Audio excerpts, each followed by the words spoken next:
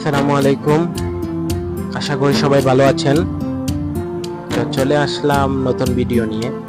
তো ভিডিওটা একটু আজকে আলাদা হতে যাচ্ছে, কারণ এই ভিডিওটা কোনো আহ, অন্য কোনো বিষয় নিয়ে নয়, একজন ব্যক্তিকে নিয়ে।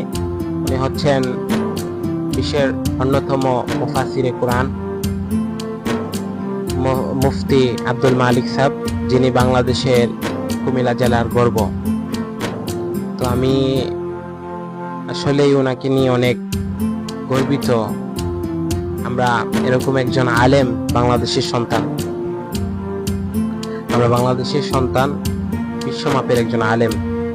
তো যাই হোক, যেই ভাই বা যারা আপনারা মাওলানা মুফতি আব্দুল মালিক সাহেবকে নিয়ে সমালোচনা করতেছেন, আশা করি ওনার জুতা পরিমাণ যোগ্যতা নিয়ে